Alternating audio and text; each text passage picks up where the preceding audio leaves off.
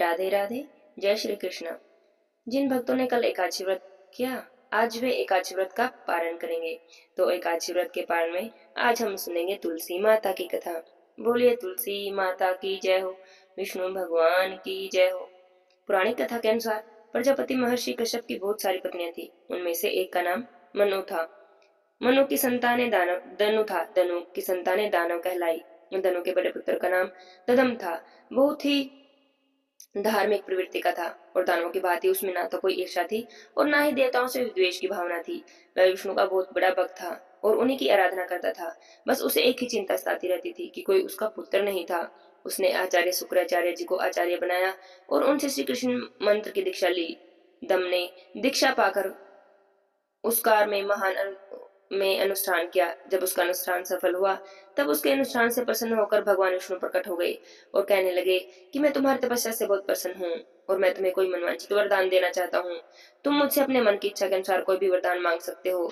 तब दम ने कहा, हे भगवान, यदि आप मेरी तपस्या से प्रसन्न हैं तो मुझे ऐसा पुत्र दें जो आपका भक्त हो और त्रिलोक विजयी हो, जिसे देवता भी युद्ध में न जीत सके।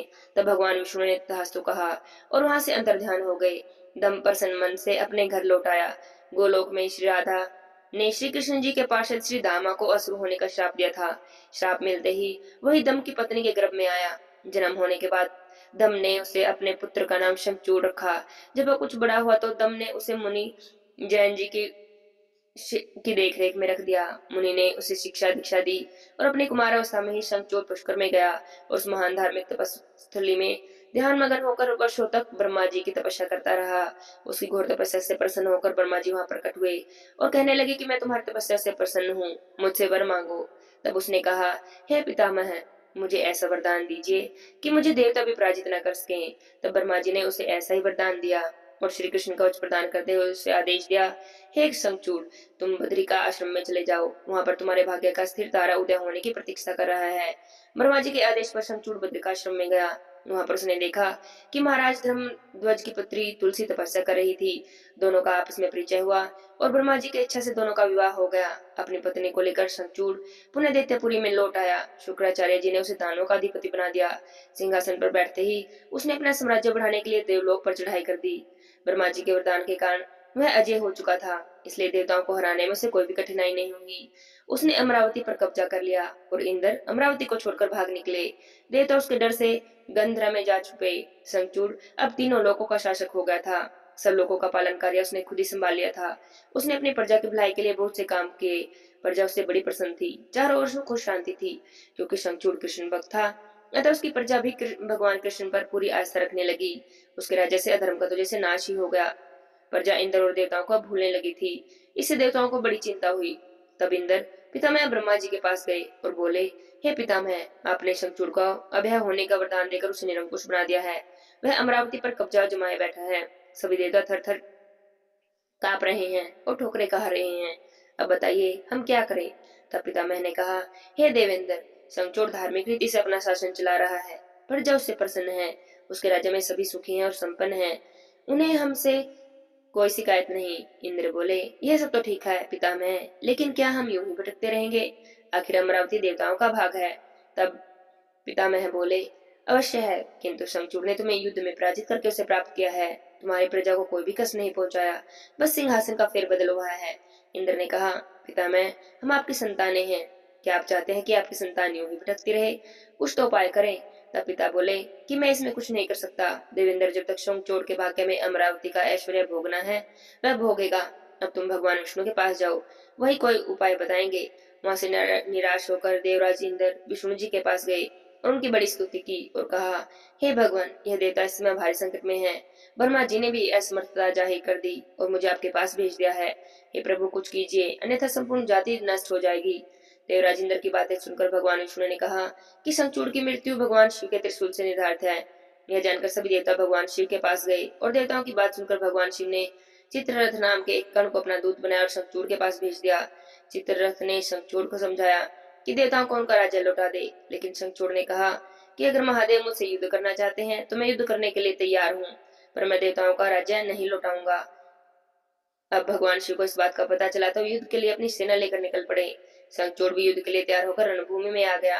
देखते ही देखते दानवों और देवताओं में घमासान युद्ध होने लगा। वरदान के कारण शंखचूड़ को देवता हरा नहीं सकते थे। शंखचूड़ के साथ भगवान शिव हजारों साल तक युद्ध करते रहे। अंत में भगवान शिव ने शंखचूड़ का वध करने के लिए जैसे अपना त्रिशूल उठाया, तभी आकाशवाणी हुई कि शंखचूड़ के हाथ में श्री हरि का कवच है, इसकी पत्नी का अस्तित्व अखंडित है, तब तक इसका वध संभव नहीं। ऐसी आकाशवाणी सुनकर विष्णु भगवान एक ब्राह्मण का रूप धारण कर शंखचूड़ के पास गए और उसे श्री हरि कवच दान भी मांग लिया। शंखचूड़ ने वह कवच बिना किसी संकोच के दान कर दिया। इसके बाद भगवान विष्णु शंखचूड़ का ही रूप बनाकर उसकी पत्नी तुलसी के पास गए और वहां जाकर शंखचूड़ रूपी भगवान विष्णु ने तुलसी के महल के द्वार पर जाकर अपने विजय होने की सूचना दी। यह बात सुनकर तुलसी बहुत प्रसन्न हुई और पति रूप में आए भगवान का पूजन करने लगी और उन्हीं के साथ रमन करने लगी। तुलसी का अस्तित्व भंग होते ही भगवान शिव ने त्रिशूल से युद्ध में शंखचूड़ का वध कर दिया। कुछ समय बाद जब तुलसी को ज्ञात हुआ कि मेरे स्वामी नहीं है, तब भगवान अपने मूल स्वरूप में आ गए।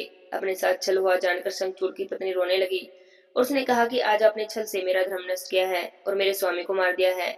आप अवश्य ही पाषाण हिते हैं, अतः आप मेरे श्राप से पाषाण यानी पत्थर होकर पृथ्वी पर रहें। तब भगवान विष्णु ने देवी तुलसी के श्राप को स्वीकार किया और कहा, देवी तुम मेरी ही प्राप्ति के लिए इतने सालों तक तपस्या कर रही थी, अब तुम इस शरीर को त्याग करके दिव्य देह धारण करके मेरे साथ आनंद से रहो। तुम्हारा यह शरीर नदी के रूप में बदल कर गंडकी नदी नामक नदी के रूप में प्रसिद्ध होगा। तुम पुष्पों में श्रेष्ठ तुलसी का वृक्ष बन जाओगी और सदा ही मेरे साथ रहोगी। तुम्हारे श्राप को सत्य करने के लिए मैं शालिग्राम बनकर रहूंगा। गंडक नदी के तट पर मेरा वास होगा। नदी में रहने वाले करोड़ों कीड़े अपने तीखे दांतों से काट काट कर उस पाषाण के चक्कर में मेरे चक्र का चिन्ह बनाएंगे। हे देवी, धर्मालु जन तुलसी के पौधे पर और शालिग्राम शिला का विवाह करेंगे, पुण्य अर्जित करेंगे। एकादशी के दिन भगवान शालिग्राम और तुलसी जी का कोई भी पूजन करेगा, उसकी सभी मनोकामनाएं पूरी होंगी। जो मेरे को तुलसी अर्पित करेगा, उसकी सभी मनोकामनाएं मैं पूरी करूंगा। ऐसा कहकर भगवान विष्णु वहां से अंतर्ध्यान हो गए।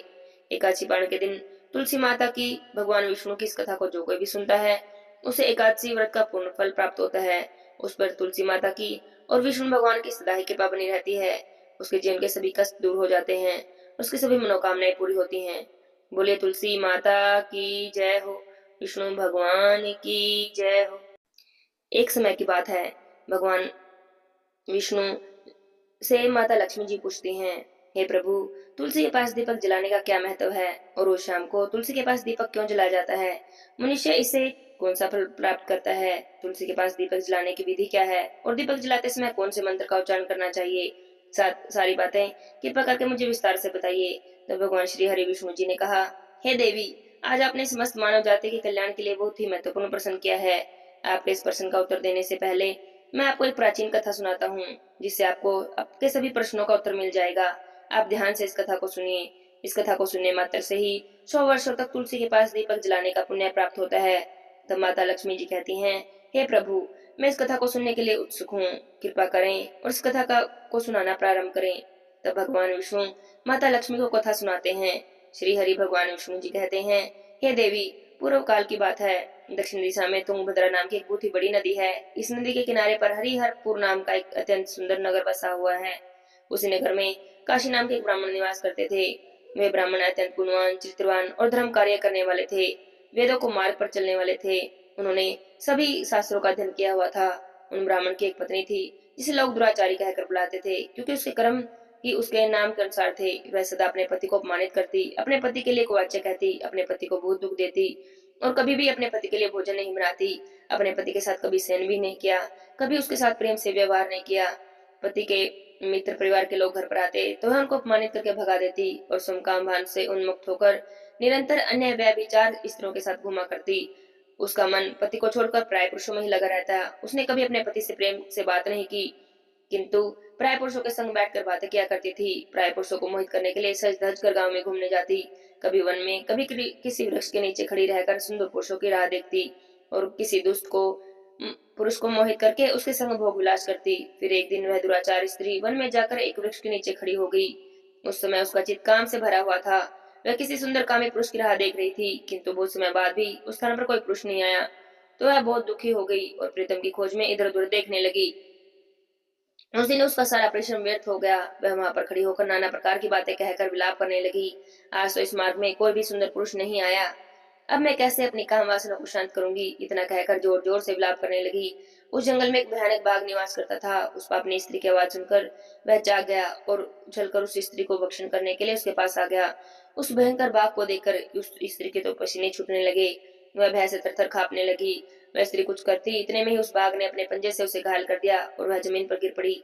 जमीन पर गिरते ही चिल्लाते हुए कहने लगी, अरे बाघ, तू यहाँ किस लिए आया है और मुझे क्यों मार रहा है? मुझे छोड़ दे, मेरा भक्षण करके तुझे क्या मिलेगा? उसकी बातें सुनकर वह बाघ क्षण भर के लिए रुक गया और हंसते हुए बोला, अरे दुष्टा, आज विधाता ने तुझे मेरा ग्रास नियुक्त किया है। तुझे ऐसी स्त्री का भक्षण करना ही मेरा काम है, तभी तुझे इस शरीर से मुक्ति मिलेगी। और तब वह स्त्री कहने लगी, हे बाघ, तुम कौन हो? मुझे सच सच बताओ, किस कारण से तुम्हें बाघ की योनि में जन्म लेना पड़ा और तुम मुझे ऐसी स्त्रियों का भक्षण क्यों करते हो? पहले मुझे सारी बात बताओ, फिर मेरा भक्षण करना। तब बाघ कहता है, अरे पापनी, मैं तुझे अपने पूर्व जन्म का सारा वृत्तांत सुनाता हूँ, किस कारण से मुझे बाघ बनना पड़ा। ध्यान से सुन। पूर्व काल में दक्षिण देश में एक नदी थी। उस नदी के तट पर एक नगर बसा हुआ था। उस नगर में मैं निवास करता था। मैं एक ब्राह्मण का पुत्र था और नदी के किनारे बैठकर यज्ञ आदि कार्य करता था। मैंने उस जन्म में अनेक पापियों के लिए यज्ञ किए और पापियों के घर का भोजन किया। मैंने धन के लोभ से अनेक पापियों के लिए कार्य किया।